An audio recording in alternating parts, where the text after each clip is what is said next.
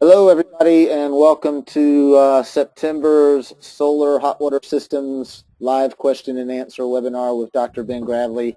I am your host, I guess. I'm a host, Charles McClure. Ben, how you doing today? I'm doing great. Good. Uh, you ready to go, Charlie? I want to give a little heads up to everybody out there listening today. We've got a lot of questions that came in over the past, since we did our last webinar over the past month. We're going to make an attempt to answer all of those. We've got a couple things we also want to cover beyond that, but we're going to save the questions to the end of the broadcast. Ben has some special stuff that he's going to share with us, and I'm going to give you a little heads up on what that is. Ben is going to share with us today a webinar that he's presented to the military. It's part of a multi-stage webinar on solar hot water. I don't know if you call it education or whatever, but he's given a version of the webinar to the military a while back. He's got another one, a new version that he's given tomorrow to the military. And the bottom line there is it's good that the military is taking an active role in solar hot water, solar thermal. They have the ability to help shape the market by buying in bulk and doing lots of systems across bases across the country, which inevitably will end up helping homeowners and installers and project owners around the world as we are able to kind of drive our costs down and get everything streamlined. So, Ben, would you agree with that? Is it a good thing? Yep. The government can help promote any technology and bring it online quicker. So that's what we are looking forward to doing here. We'll move on into the webinar portion. As soon as the slide comes up, we'll begin. There's always a different delay period of time from when I push go to when it comes up, and I'll talk until it comes up, and then we'll start. The webinar that we're going to do today is, we didn't plan to do this one today, but we decided that we want to record this and maybe use it down the line as a resource. So that's one reason we're going to do this today. Hang on, let me do a little mechanics behind the screen here. All right, here we go. Yeah, we'll get there sooner or later. Hopefully our learning curve gets shorter, but it's never zero. Okay, for today, we're going to talk about solar thermal system design. The purpose of this is to talk through good methods for designing a solar system, what a good solar system design looks like. We're going to go through some system types. As anyone who's followed our blog knows, we are advocates of drain-back technology, and we're going to discuss why. We're going to talk about collector arrays and how to pipe them, and we're going to talk a little bit about controls at the end. So the first thing we want to talk about are fundamentals. How do we collect energy? How do we store it? How do we pipe the collector arrays? How do we get the energy from the solar tank into the load? And what does a complete system look like? So let's start out with system attributes. If you could close your eyes and design a perfect solar system, solar thermal system, what would the attributes be? What would it look like? Well, we wouldn't want any boiling or freezing problems. We would like to use less expensive equipment than pressure vessels, when we'd like to not have to bump into ASME codes. If we can skip glycol, that's better. Glycol is something that costs money. It ages, it turns into acids, it eats pipes and things. If we could not have to use it, that would be better. Glycol also has a specific heat capacity in solution of about 85% that of water, so it's not as efficient as water as a heat transfer agent. So if we could skip using glycol, we'd be better off. If we could eliminate air vents and check valves and PRVs and expansion tanks and all of those components that add expense but do not add one whit to the performance of a system. They keep it from breaking, but they don't add any energy, and in fact they waste a lot of energy because most of them are uninsulated, sitting out in the room or out in the ambient, dumping heat out of the system. If we could eliminate the need for any kind of heat dump or nighttime dumps, pool dumps, steam backs, if we could eliminate the need for those guys, we would eliminate a lot of auxiliary equipment, controls, pumps, things that run those. Remember, all of that stuff dies when the power fails, so the best heat dump in the world is useless if you have a power failure. Which brings up point number 6, is power failure. We would love for the system, if the power goes down, and it's going to go down sooner or later on any system, we'd like for that to be what I call a normal operating mode, meaning it doesn't do a thing to the system. It's something the system does periodically anyway as part of the control mode. Other items down there, number 7, no heat exchanger between the collectors and the tank. Why is that important? We're going to have a heat exchanger between the tank and the load, but we'd like not to have it between the collectors and the tank. Who cares where it is? Well, I care, and maybe there's a good reason for it. One is, if we can capture all of the energy that the collectors generate and put that energy in storage, minus a couple of % line losses. But if we can get all of that energy in the tank, then all we have to be concerned about is how to get it out. If we never get it in the tank in the first place, it's gone forever, and it doesn't matter whether we can get it out or not, we don't have it, we lost it. So my philosophy is that we want to get all the heat in the tank we possibly can. So that eliminates the collector to tank heat exchanger, its costs, its placements, its operation, and so forth. It would also be nice if this system could be scaled to any size, from tiny to humongous. The smallest system I ever made was 12 gallons, and the biggest now is thousands of gallons. The scale, the diagram, piping diagram and everything is identical on all of those different system sizes. Everything just gets bigger or smaller. So if we can achieve these 8 attributes, these 8 prerequisites, what do we get from it? Well, obviously we get fewer components. Fewer components makes a more reliable system. If we can use water, we can get 15% more efficiency out of the heat transfer fluid to start with. We get a longer life of the system. We don't have to maintain any glycol. Keep the tank, some water in the tank, and keep the pumps running, and we keep right on going. System life with glycol usually goes down by about 30%, according to third-party comments. And obviously, without all those parts, without the glycol, without the acid corrosion, we get lower maintenance. That's good. And this scalable thing comes out as large system, works just like small ones. So how do we do this stuff? Well, let's talk about the drain back system. We're going to talk about the collectors, the tank, a pump, and controls. We'll talk about the controls later, so we won't worry about when and how we turn the pump on.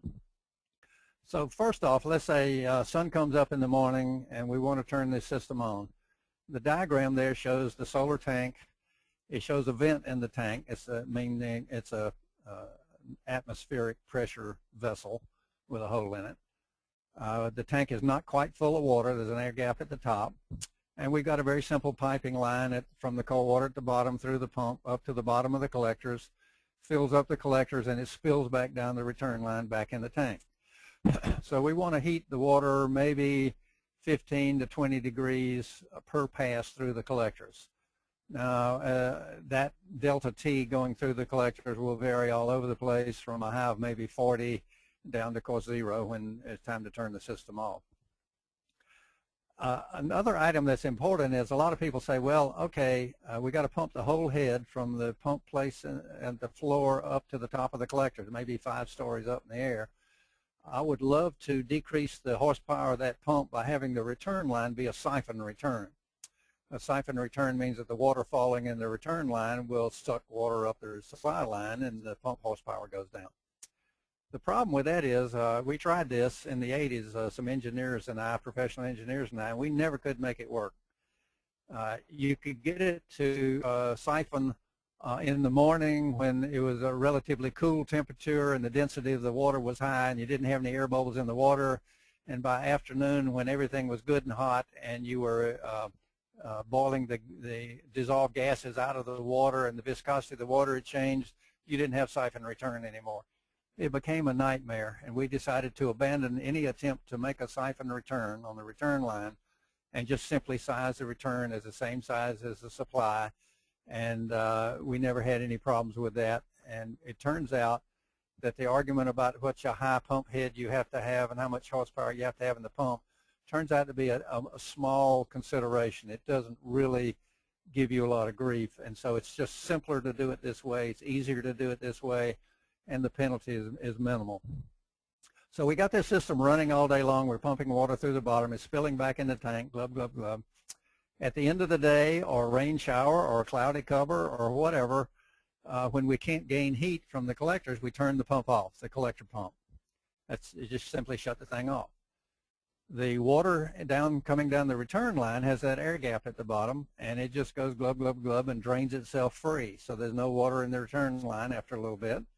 And the return line is the great big air vent, and the rest of the water just drains backwards through the collectors, back through the pump, back in the tank. If you turn the pump off, the water cannot stay in the collectors. There's no way. So a power failure is a normal operating mode. You're going to do that every day, regardless. And if you have a rain shower or some other event that clouds the collectors come by, the pump turns off, the water drains back. Now, this feature, the fact that you can turn the system off, you can get the water out of the collectors, there's no boiling or freezing at that point. That means that you can shut the system down if you need to, because the tank has gotten so hot that one of two things is true. Either nobody's using the hot water, or if you're using the hot water, the tank doesn't get that hot, you take it out. So when the tank gets really hot, that means you're not using it. The second thing is we don't want to go beyond a certain temperature limit, because a lot of the downstream use, you may be supplying scalding water. If there's no tempering system down below, you could start supplying dangerously high temperature water. So there's this level of temperature in the solar tank that means you're not using it. Why keep running it and wasting energy and wasting power when you're just not using any of it? The efficiency is going down and down in the loop. So we just turn the thing off when the tank reaches a high limit. Now, a typical high limit is 160 degrees.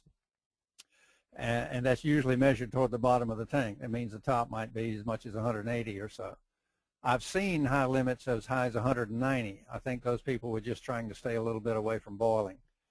But somewhere in the 160 degree range is what we recommend for the high limit on the solar tank. Again, you're not really losing any energy, because if it's that hot, you're not using it in the first place.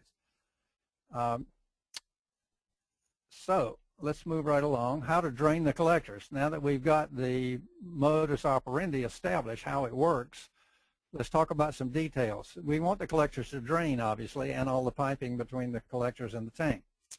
We have to be very careful at the collectors that we establish a very slight drain slope, and it's not much. 1 inch and 20 feet is just fine.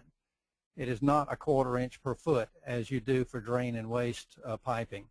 That is way too much. You'll have one end way up in the air, and there's another reason you don't want to do it. You see the down stub up there at the upper left part of the picture, upper right, excuse me.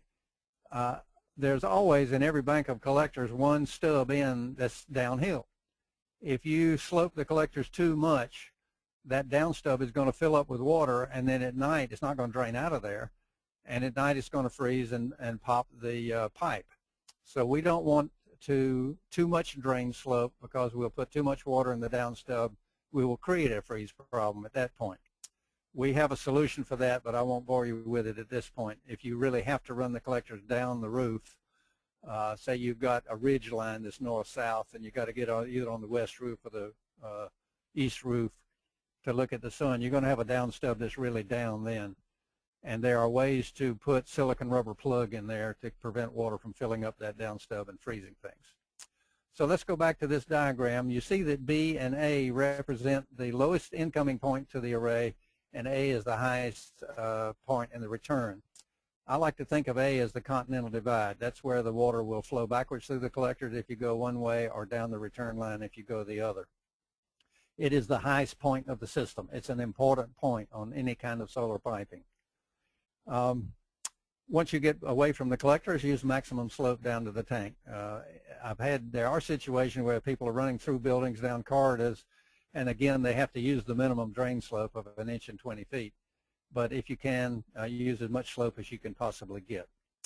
By the way, glycol systems should do this anyway to make the air bubbles go up to the top of the line.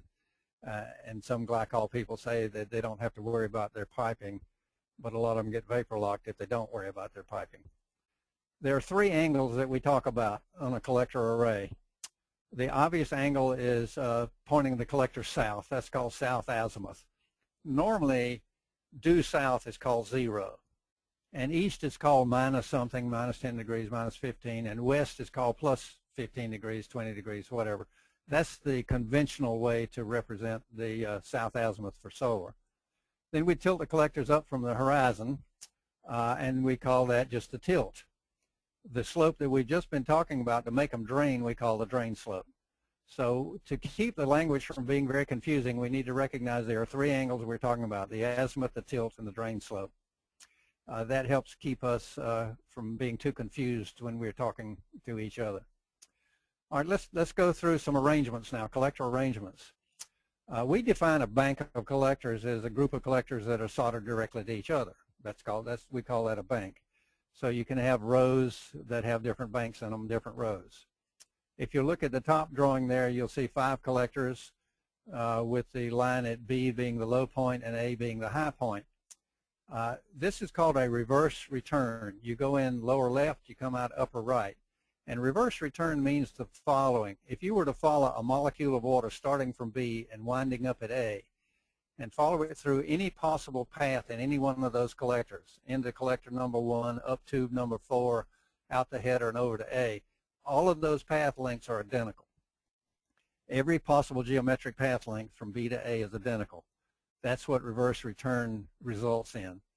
It helps balance the collectors, give uniform flow to every collector, and it works very well. That means you don't have to have any more balancing valves than necessary. Now the bank size, people say, how many collectors can I put in a row? Manufacturers generally tell you that, but a lot of times I don't agree with the manufacturer for this reason. They may be talking about balanced flow and how many collectors you can put and still get fairly uniform flow between them.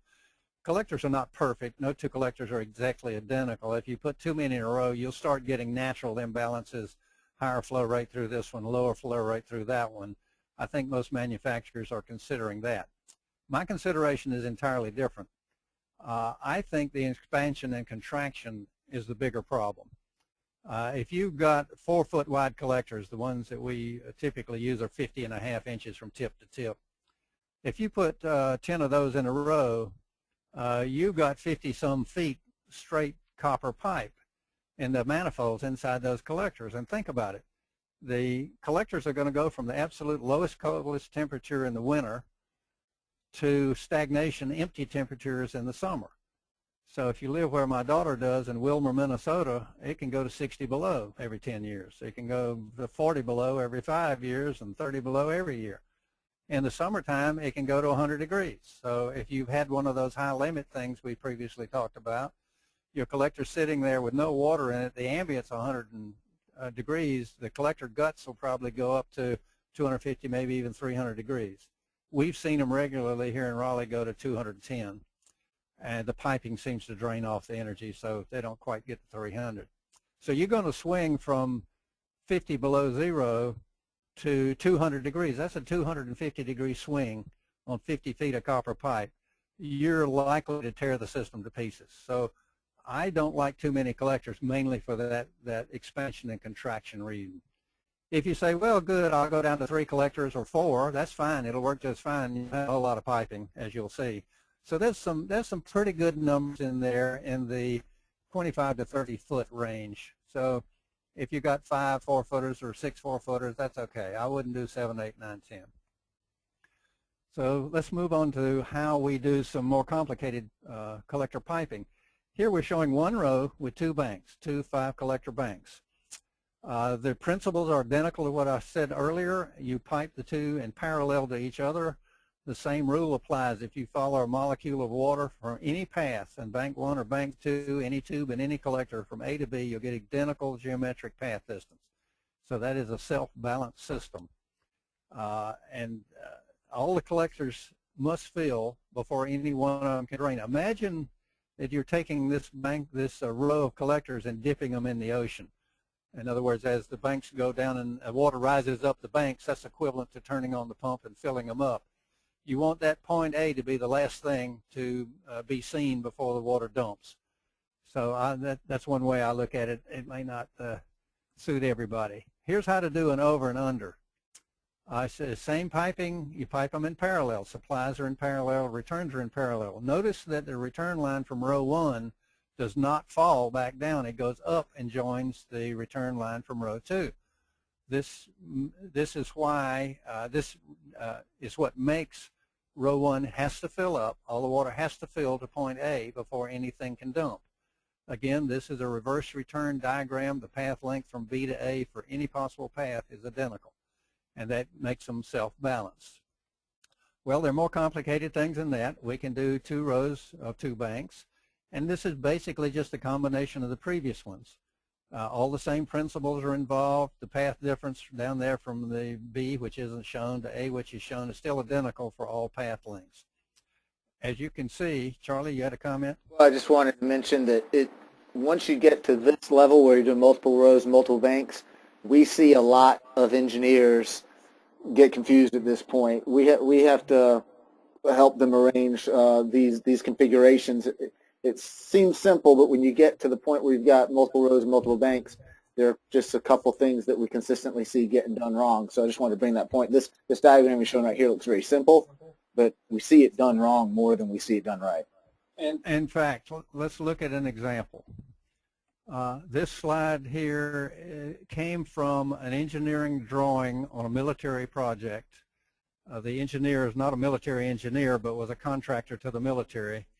And a contractor wanted to install this system, wanted to bid on it, and he sent me this, the spec package that included these diagrams saying, can you help me define the system, the components? And I looked at these drawings and said, oh boy, it's time to call this engineer.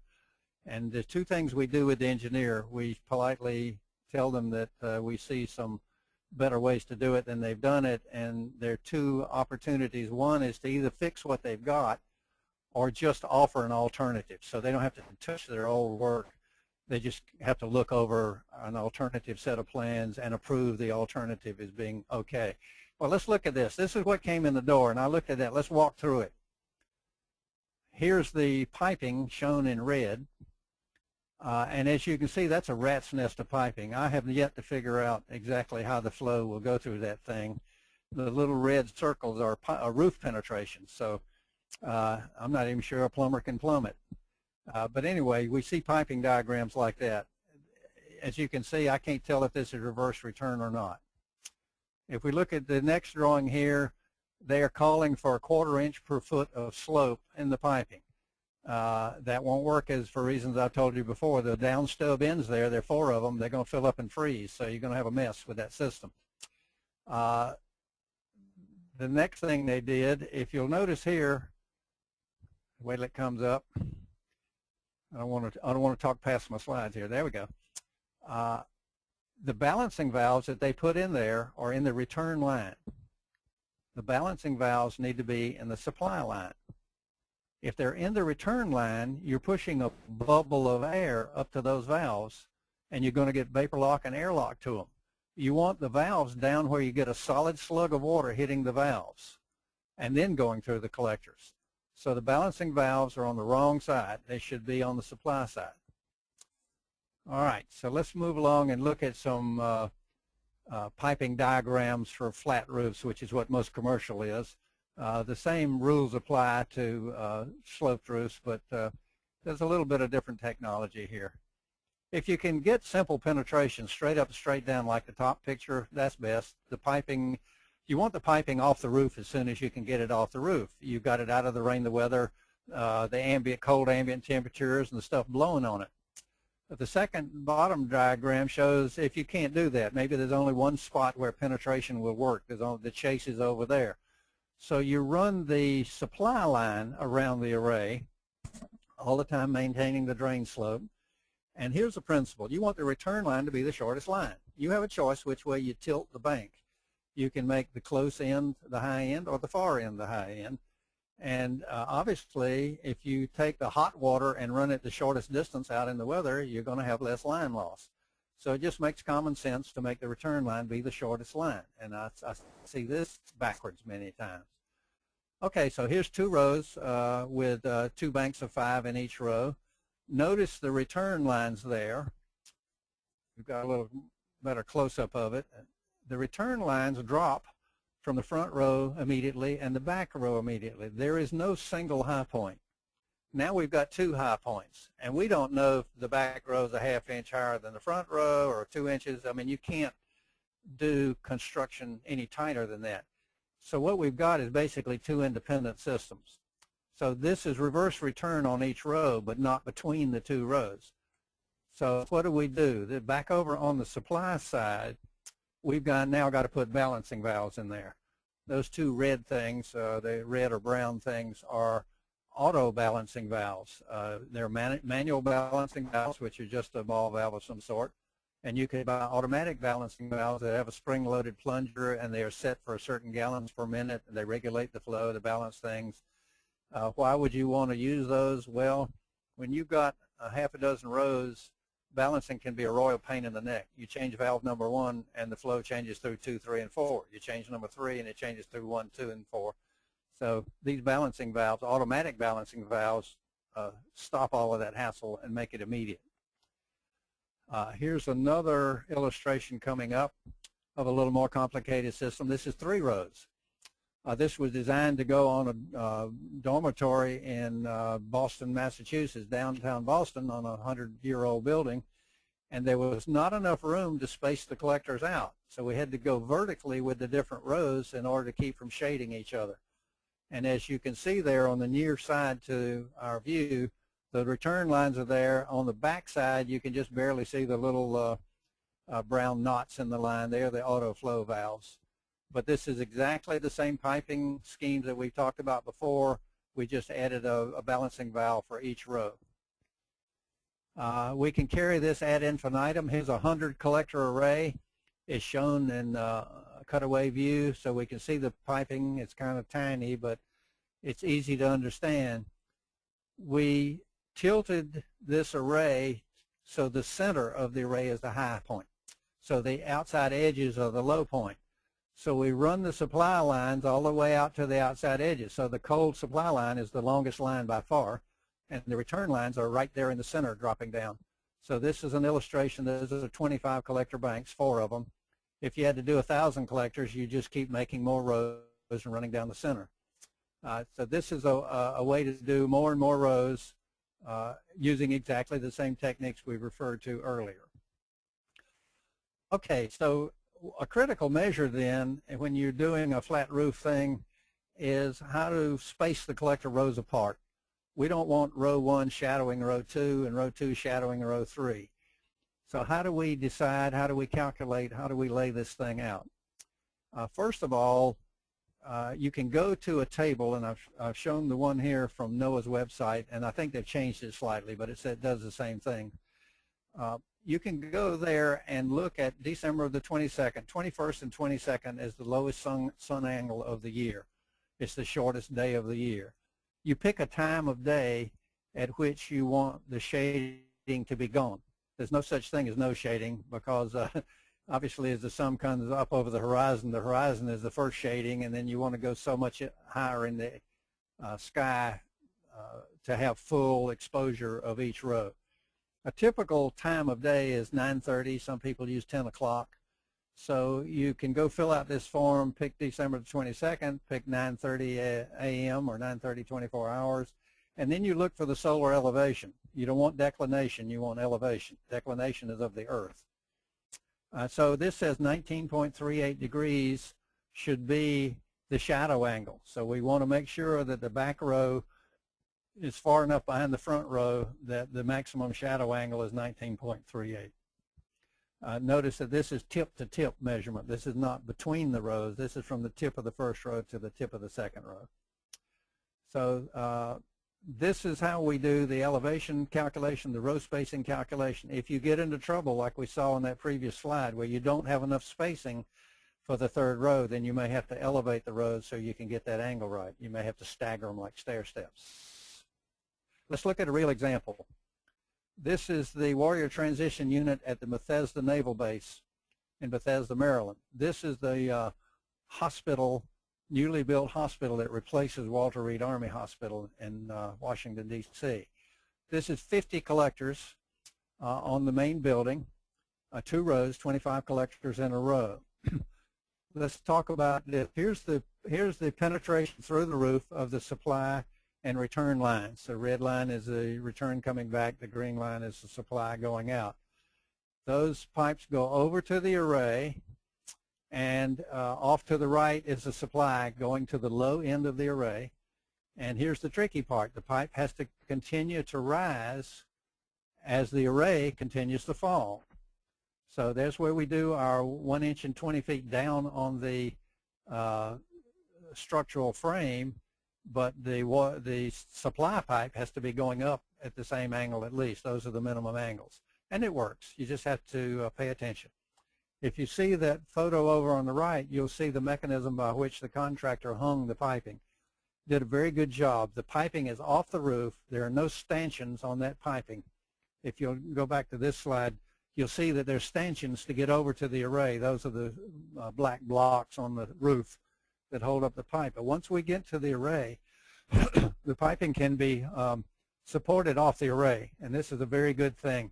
It allows you to re-roof under the array. You don't have to remove the collectors and the frame to completely re-roof this building. A lot of people set collector arrays right down on the roof with ballasted things and bags and blocks. If you need to do any re-roofing there, you've got a lot of deconstruction and reconstruction to do. It can be very expensive. So we try to get them up in the air far enough off the roof that re-roofing is very simple. If we go down to the far end of the array, this is the supply end, you'll see in that right-hand picture that 45-degree angle is where the auto flow valve is encapsulated.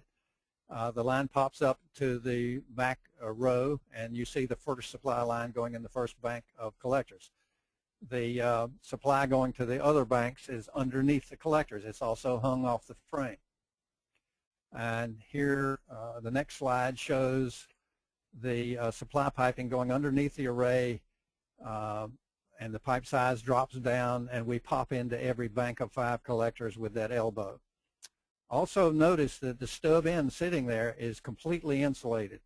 We don't want any naked piping. We don't want any exposed copper piping anywhere. You can dump 50% of your energy if you don't insulate the pipes between the collectors. So we go from the second row up to the first row. Again, a very clever bracket holding the pipe out in the air, going from the back row to the first. It doesn't touch the roof, no stanchions. You can work under it. And the front row is piped identically to the back row. That 45-degree angle down there is where the auto flow valve is. If we go around to the front of the array, you'll see the piping between collectors is completely insulated, and silicon rubber caulk or some good outdoor caulk, HVAC kind of caulk, is used to caulk the aluminum to the box. We don't want any water getting in around that insulation and soaking the insulation inside. People ask me, what is the maintenance of these guys? And I say, basically, you do an inspection of the caulking joints and you retouch them up as need be, so you don't get rainwater in there and soak your insulation. Here's another shot showing the end of the first bank of 5 collectors. The return line goes up in the air, goes over all of the collectors to the far end. The next slide shows, there we go, shows the whole array, and that return line is running along the top of the collectors all the way to the far end. Those little vertical spikes are lightning arresters that the Navy decided they had to have on this system. Okay, when we get to the far end, here's the return pipe dropping down off of the front row. It drops down, and the second picture shows it going back to the back row, and they join together, and down it goes along the frame back to our starting point, back in the middle of the frame. So this is a good example of how to pipe 50 collectors in 2 rows and get it all to work right. So moving along now, let's talk about the fluid handling system that went in the basement. This is 5 stories down. The fluid handling system was 2,500 gallons. It is the insulated tank, the heat exchanger, pumps and controls and everything as a package. It went in the boiler room. You see on this slide, we using a multi-stage pump to do that 5 floors. It turns out that it takes about 0.8 horsepower, I think, to pump 35 or so GPM up 5 floors to those collectors. and that works out just fine. That is a fairly low horsepower. If it was a glycol system, the horsepower might be half that, maybe not. And if you take that marginal amount of horsepower and it wouldn't be half, it might be 15–20% less.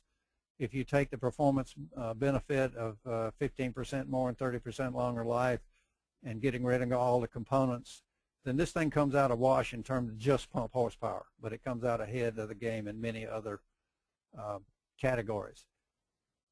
So here it is installed, and you can see the pump's installed and the piping is connected to the heat exchanger and the controls are being wired. And there's the final tank in place. There we go. So we have the cold water lines to the heat exchangers on the front, and in the middle of the tank is where the collector supply and return come. That horizontal line that says makeup, we have an option of an auto fill system.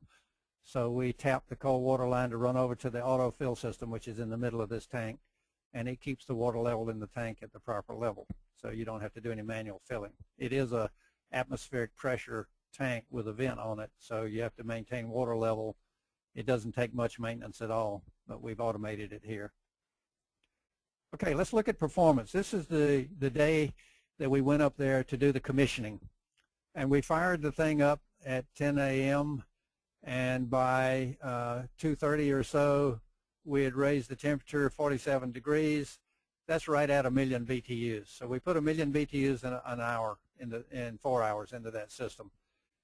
Actually, it took about 15 minutes for the pump to pump water to the roof, so I think we can properly state that we got the 1 million BTUs in 4 hours. All right, so here is now a circuit diagram. It's coming up on the next slide. All right, here's a full-blown circuit diagram of this kind of system. There's two different collector arrays up at the top showing the left-hand side would be if the collectors were parallel to a roof, like running up a shingle roof, and the right-hand array is what you do if you do the banks on a flat roof like we've been looking at. So let's look at that dotted line down at the bottom. That encapsulates what we call a fluid handling system. It is the insulated pump, it's the collector pump, it's the auto fill system, the heat exchanger, and if you want BTU meters in the system, they go inside this package. Basically what we do is tie into the cold water line in series with the cold water line. So if you see that DCW line going down there, it comes down to the junction with the two lines from the solar heat exchanger. We put a bypass or shut-off valve in between. The other two valves are isolation valves. You always want to isolate components so you can repair or work on them or replace them, especially those that are pressurized. By the way, you do not need isolation valves anywhere on the collector line because they're going to be empty when you turn it off. You really don't need any kind of valve to hold the water back. Okay, so let's follow the path of the cold water. It comes in DCW there, say on the left. It goes vertically down to that first line. It goes over to the tank, through the heat exchanger. The water is preheated. It comes back over to the cold water line and heads down to the boiler inlet. The shut-off valve in the middle makes it mandatory that the water go over through the heat exchanger and come back. We can talk a little bit about controls at this point. If you look carefully, you'll see a T1 and a dot up there on the collectors. We put a temperature sensor up there. Most of them are thermistors, and we want to get it intimately tied into the collector loop. We have a graphic that simplifies this a little bit. Coming up now. There we go. Up at the last collector, the last output line, we take this little sensor, which is a cylinder with an end squish flat on it. We cram it under the grommet that goes into the collector, and then we use either some baling wire to tie it down or a band clamp. We don't want to crush the sensor inside that cylinder, so you have to be careful with a band clamp. That sensor has to do two different jobs. It has to read the temperature of the collectors under stagnation or static conditions. It has to determine when, it's half of the team that determines when to turn the solar on. But it must also read the dynamic operation of the system. When water is pumping through that thing, it's got to read fairly accurately the output temperature of the water. Occasionally, people will put that T1 sensor out on the line 4, 5, 6 inches away from the collector. That's the wrong place for it. It needs to be just as tight to the collector as you can get it. When you put it out on the line, it does not read the static temperature as well as it should. It probably reads dynamic okay, but it doesn't read static very well. The second sensor is the one down at the bottom called T2, and it reads the cold water going to the collectors, or pretty close to it. So you're now reading roughly the inlet water going to the collector and the outlet water going to the collector. In static condition, when the collectors heat up 18 degrees hotter than the tank water, the low part of the tank, then it turns the collector pump on and it runs, and you run through your cycle. At the end of it runs continuously until the end of the day, or a cloud cover or rain shower. And if the collectors fall within about 5 degrees of the tank, you turn it off. Now you say, why turn off at 5? Why not go to 0? Well, we've got to leave a little margin in there for line losses. So we might lose a couple of percent in the lines. So we just pick a number that's not quite 0 to turn the pump off. And then the last item there is we set the high limit, which is reading the T2 sensor, at 160. It turns the pump off. Now, one thing that's not mentioned here, or it is mentioned over on the left, is the deadband. Once we turn the system off at 160, we don't want it turning back on at 159. It'll just sit there and cycle all day long, burn the pump up. So we have a deadband of 15 degrees. That means until somebody takes some water heat out of the system and drops the tank temperature 15, the pump cannot turn back on. So that deadband is just more or less an equipment safety to keep from sitting there short cycling and burning up the pump. All right, we've got an individual drawing here that shows the mechanism for the autofill system. It's basically a float sitting on top of the water and a solenoid valve to turn on when the float says to turn on. So there's no real rocket science here. We have had some trouble in the field with trash gumming up the solenoid valve, so we recommend, and it's not shown on here, we recommend a good quality strainer to keep trash from sticking that solenoid valve and making the system overflow and dumping water down the drain. We've also had people that will turn the power off to that, and then manually they'll eyeball the sight glass, manually turn it on. It'll still automatically fill it to level and shut it off, and then they turn the power back off. So there's 100 options as to how to use that, and we'll keep you posted as we figure out improvements to this thing. The BTU meter system is basically a flow sensor in the domestic hot water heat exchanger line and 2 temperature sensors. So flow rate and difference in temperature are how you calculate BTUs. It's not really a control as mentioned there, but it is an electronic device that a lot of people are using on commercial systems. Back in the 80s, there was no such thing as a highly automated BTU system. Now there is, and this is one big jump we've had in technology since the first bloom of solar in the 70s and 80s. There are lots of applications for solar hot water. Preheating domestic hot water is one. Forced air furnaces, space heating, and here's 3 different kinds of space heating: forced air furnace, radiant slab, radiant baseboard. There's processed hot water. A car wash is processed hot water. There's textile baths for where the dye baths where you have hot water for that. There's even wash down water in restaurants where you take a hot water hose and you wash the tile floor down to the drain. So there's all kind of uses for processed hot water, domestic hot water. It is the lowest hanging fruit for giving a good energy value to the customer in very many cases. Let's talk about space heating for a minute.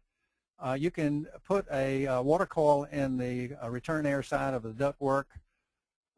If you control the blower, the burner, and the solar pump all together, you can make the solar contribute a lot of energy to the space heating. There are 3 operating modes. If the solar tank's hot as a firecracker, you kick on the space heating pump, you kick on the blower, you heat the building only with the solar. When the solar tank falls below a threshold at which it can do the whole load, then you simply turn on the regular furnace and the solar preheats the air just like it preheats water in the domestic hot water system. So you preheat the air and the furnace carries the load. Then the 3rd mode is the solar tank temperature continues to drop, and when the temperature of the tank is below return air temperature, room air temperature, you just turn the solar off and the furnace runs by itself. So those are 3 operating modes that allow you to get run that temperature of the solar tank way down, get all the heat out of that tank. Makes it much more efficient to operate that way. Okay, radiant slab. There are various ways to do radiant slab. The top drawing shows a case where if you ignored the solar and it weren't in the loop, it's a smaller system and the boiler pump runs the loop. So the boiler kicks on, the pump kicks on, hot water goes through the loop. If you add solar to it, then you just you tap it into the coldest return line in the system. You always want solar on the coldest side of the system.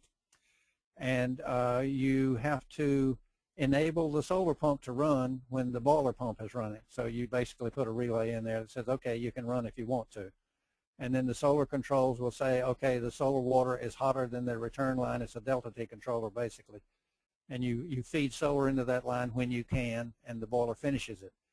The bottom drawing shows a slightly more sophisticated system where you have a loop pump. The pump that pumps that floor is a separate pump from the boiler pump.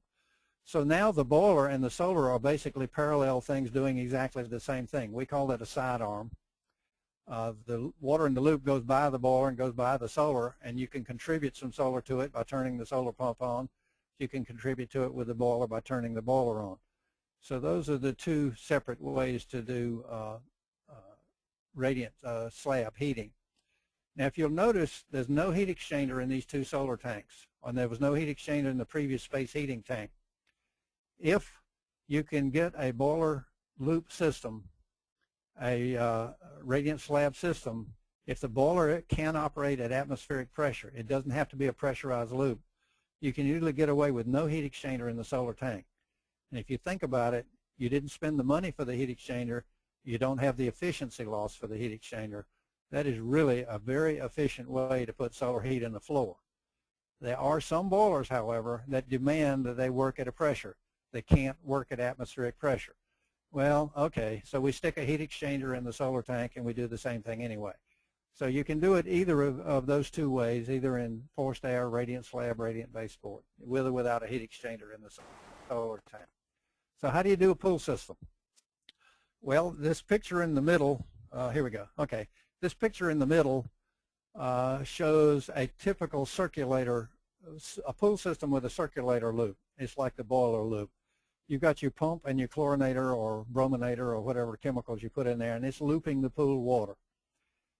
So you tie that into a solar pool heat exchanger, and you have a solar pool pump on there, and you turn it on when the pool pump is running. Again, you have that relay at the bottom is a lockout relay. It's the same kind of thing.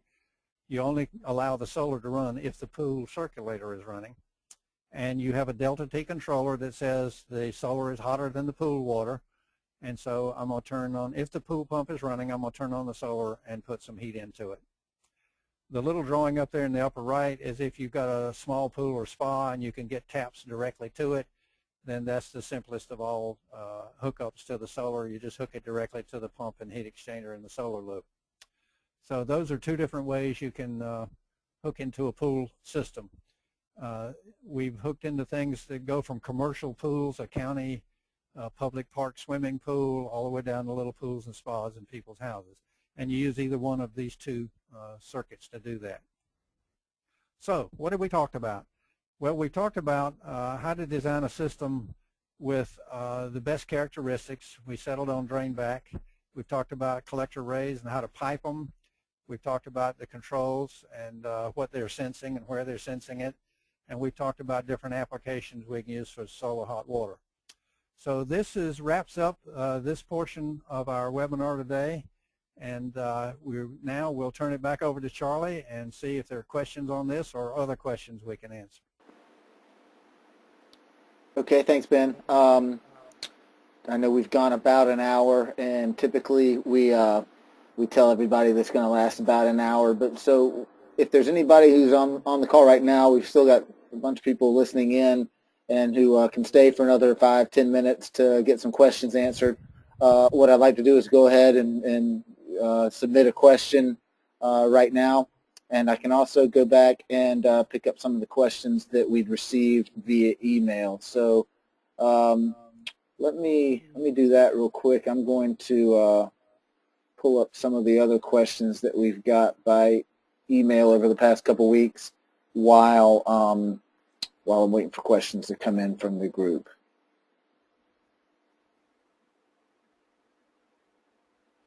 Okay. One thing we talked about, what were the details that make the system balanced? That was kind of actually one of the things we mentioned, a question we're going to answer as we were sending out broadcasts to this about this webinar. And that question was asked by David Vandenberg. I forget where David's from, but his main question was, what are the details of making a system balanced to get equal flow through all the arrays? I think that Ben pretty much answered that one in detail in the presentation. So let's move on to the next one. What is a guideline for selection of metal and tank metal, or suggested type of solar tank and collector selected for a hard water region? This is from Madhukar Bhatt. He is in India. So he has hard water in his area. Ben, what metal considerations does he need to be aware of? Well, it turns out that the hard water has a lot of mineral deposits, calcium deposits, magnesium, and other things. We have hard water in the USA. I went to a couple of day seminar on this a couple of years ago, and they said 85% of the USA has lousy water, bad water. Apparently, the water in this place in India is particularly bad. And there are two considerations. If you look at the design of the system that we just talked about, the tank water itself in this drain back tank is captive water. We're not running fresh water in it all the time, a tiny amount of wake-up water, but we're not dumping the tank and refilling it periodically. So once you fill it one time, whatever minerals and deposits went in there, that's pretty much the load that's going to get on the collector loop. So I would say not to worry too much about that. If you really want to worry about it, you could run it through some kind of processing bath, Calgonite kind of thing, to get the charge in the tank as pristine as you want. But I wouldn't really worry about the tank. The drinking water part goes through that heat exchanger.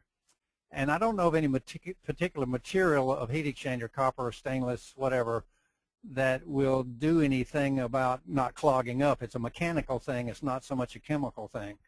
So hard water is just deposits, and they've clogged right up, and they'll shut the line down.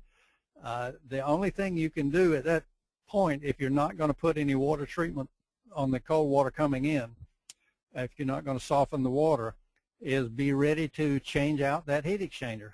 You know, the heat exchangers can be removed. They are standard commercial types of heat exchangers. They can be removed. There's two things you can do when you remove it. One's throw it away, and the other's try to clean it out. We tried cleaning out some that came out of Virginia mountains that had very bad water, and we poured muriatic acid in them. That was the routine of the day, and we got one unclogged and sent it back, but we couldn't unclog the other one, so we had to replace that one. So there's no trivial quick answer to that. The tank side and the collector side is not the problem side. It's the drinking water side. We have isolated that to one copper heat exchanger, which is replaceable. So I guess, as far as I know, that's as good as you can do short of treating the water. Okay. Just to let everybody know, that picture right there is Ben's lovely wife, Martha Gravely, at Duke University. In the background, you can see their student center. And on top of that is 3 rows of 15 40-square-foot collectors, so 45 collectors in all. What was that, a 2,000-gallon tank approximately, and that's providing hot water to the student center, just so you know what you're looking at. Let me get back to my questions here. We talked about the hard water. We got some from Tony we'll get to in a second. Okay, I need to open these up. Okay, so Tony May is a professional engineer in Great Falls, Montana. He's been working on some projects for the military, and let's focus on this one. What should the specification be for a heat exchanger tube in a solar tank? Tony, you just asked a half-hour question. The short answer is we sized the heat exchanger based on the total energy you could get in the solar tank. You can take 1,000 gallons of water and presume you're going from 40 degrees to 140, 100-degree rise, 1,000 gallons of water, 8.328 pounds per gallon, and come out with, say, you can cram 1 million BTUs in there if everything was perfect, if the solar was working right. So then you say to yourself, how many hours do I want to take that water, heat out of the tank? So you say, well, 2 hours in the morning, 2 hours in the evening, 4 hours total. So I got 1 million to get out in 4 hours. That's 250,000 BTUs an hour. So that's the kind of thinking you go through. That doesn't get you a heat exchanger, however, because the people that make these heat exchangers only rate them for heating a tank by putting it at the bottom, and none of them can tell you what the heat removal rate is when you put one at the top. So we have to go through some convoluted mathematics and convoluted thinking and assume reciprocity of heat transfer in those heat exchangers, and I've come up with a fudge factor of 0.04 square feet of heat exchanger per gallon of water. And it seemed to work very well for us. There are other considerations. The second consideration for the heat exchanger is when we put it in series with the line and all of the water for the building, all the cold water going to heating, that is, goes through our heat exchanger, we've got to make sure the pipe diameters and the heat exchangers and the flow capacity are high enough to take that. So we have two criteria. One is square foot of heat exchanger, that is the heat transfer area, and the other is the piping diameter. And sometimes the piping diameter will override the square footage, and we'll have too many or too big a heat exchanger in a tank. We don't need the square footage, but we got to have it for the flow rate. So those two things determine it, and I'll kind of stop here because it can get pretty hairy.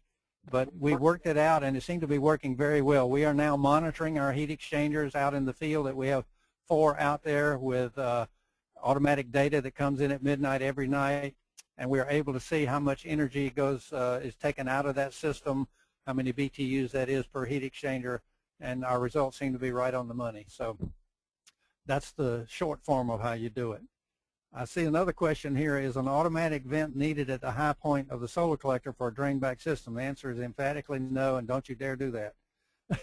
The reason is we don't want to introduce any air into that system. We want all the air that swaps back and forth between the collectors and the top of the tank. We want it to be stale and stagnant and devoid of oxygen. Oxygen, of course, is our oxygenator. It causes rust. So we don't want any fresh air coming into that system. The vent that we put on there will not allow any evaporation under static conditions, but it allows the system to breathe in and out. So we do get a little bit of air coming and going when the volume of that cavity changes. You don't need an air vent at the top because that return line, remember, it has an air gap at the bottom going to the tank. It is a tremendous, humongous air vent. It could be a 2-inch diameter air vent once it has dumped all the water out of it. So we already have the function of an air vent there. We don't need another piece of hardware anywhere on that system. I don't recommend in piping a solar system that there be anything in there other than balancing valves if necessary. No air vents, no vacuum breakers, no pop-off valves, none of that. And we don't need a strainer in the collector loop. That's question number 4, because the tank system itself is a great big particle trap. The line for the solar pump is 3 inches above the bottom of the pump. And it doesn't take long at all for anything that's in that line to settle out in there, and you'll never see it in the line again. That's one answer. The second answer is that the specifications for installing, particularly a commercial system, is that all the lines be flushed very well through from the tank position all the way through the collector line before they're ever hooked to the tank. So we want to get all the flux and all of the garbage and all of the copper pieces and sweat pipe. We want to flush all of that out of the line, and some of the specs that engineers have used for years on that I didn't know what they were, or running a line for 4 hours at maximum capacity, things like that, and then you hook it to the solar tank. So the answer is no, you really don't need any other kind of particle traps. The tank is a particle trap, and good installation practices should clean out the line.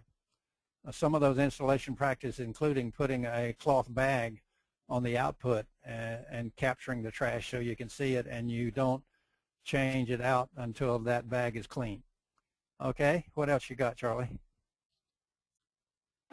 Well, we've got a few other questions, but we're right here at 1 o'clock, so I think what we're going to do is some of these other questions you'd already touched on or answered directly in the presentation over the past hour or so, and the ones that you didn't are not quick answers. So what we'll probably do is take the other ones and either answer them on the blog or wait for our next webinar in October. So with that said, I want to thank everybody for joining us. Had a good crowd, again, across the country and some places overseas were tuning in, so that's always good to see.